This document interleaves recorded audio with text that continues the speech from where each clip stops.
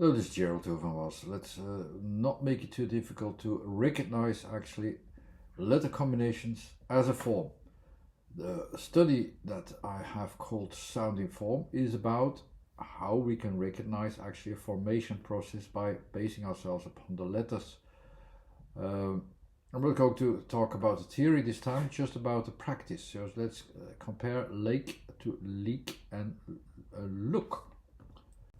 And the letter A in lake is actually quite interesting already because you have this balance between letters, which is a numerical balance and also geometrical balance, which sees certain points in space or recognize certain points in space, just as we recognize short notices of letters. It's dedicated to the first category of letters. The second category is about timing, and the last category is about, let's say context in this case to make it a bit more simple. So the A is a very simple letter from the first category, the first starting point of also the alphabet. We know that it's a starting point in space, but it's also like, okay, let's figure out what we have in space. If you see it from a general view, what becomes there as a visual aspect. Anyway, it's like it's going to define actually, or trying to define something as a thing in space, and that's where it is forming itself actually. That's the kind of idea that you have with the letter A. From the moment onwards that you say, okay, from here onwards I can try to figure out what it is. The L itself is also from the first category, is about, let's see what I have in the as a formation that is forming itself in space. So what do I have? Okay, I have that in the scheme in the middle, but it's actually about forming itself. I see something forming itself in the object, So I have the A position already, so I have it already combined with L and A.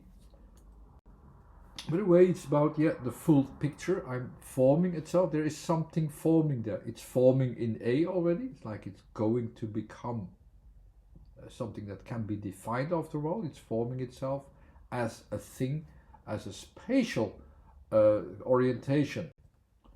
With the A as a sound in the background, it's associated with time, so I take more time and I also stretch it actually, so I can also stretch the form at the same time. The A is still my focus, but it's stretched. I'm taking the time for it to see what's happening there, what is forming there. The Y, which you hear as well, is the diagonal sense, which says, okay, but it's also spreading in the diagonal sense to the middle or outwardly. It's going to spread in different directions outwardly at the edges. It's going somewhere else. It's going actually deeper. It's going to be wider. It's changing in its size actually from at the borders, and that's what Y is saying. I'm looking at what is changing there at the borders. The things that I cannot grasp yet to where it goes. The Y is about, let's go and find out the directions, how far this goes. Can go to the middle, can go to the outside, doesn't matter.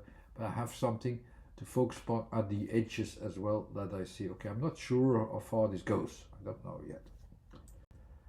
The K is there as well, so I have already this range. So it is like, okay, it's breaking open, it's getting more to wherever it will go. The lake is something deep. It's beyond my measurements of what is forming there. It's beyond it. We know lake usually is associated with something that goes deeper, but it goes actually like, okay, I go beyond my measurements in these directions. That's the way how you can associate these letters and more or less understand what it's saying. Leak is something else. So also there you have a wide range of with the A in it. It's going to a wider range. You still have the L and the K, and the same direction, of course, with the K breaking towards where is it going to break open. The K is like, okay, it's no longer have a definition defined, like, okay, I have a strong middle. Now it's going to break open into to somewhere else. So it breaks open and it leaves our point of vision as well. Its leaves are center point as well. That's the K. It's leaking, of course, this form. E is also the sound, which I didn't focus upon it very much, but it's then you usually have the leaking from up to down. So I can also show this. But would I express this E as well, which is about a selection from the definition of where I can see time and space applications. Where is it actually where it is happening?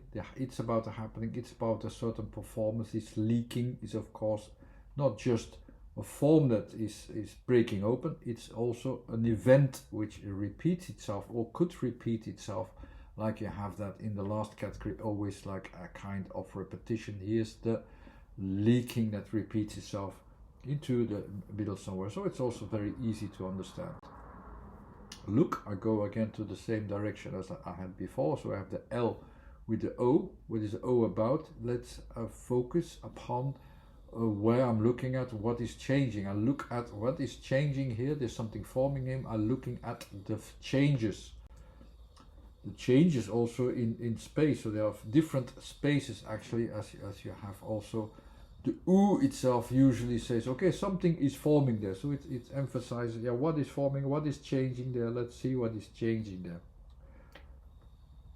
But in the form of the Dutch word look, not with U but with O, with a double O, just it's really focusing upon all these spaces, all these environments which you can see fitting into each other, into a smaller and bigger environment.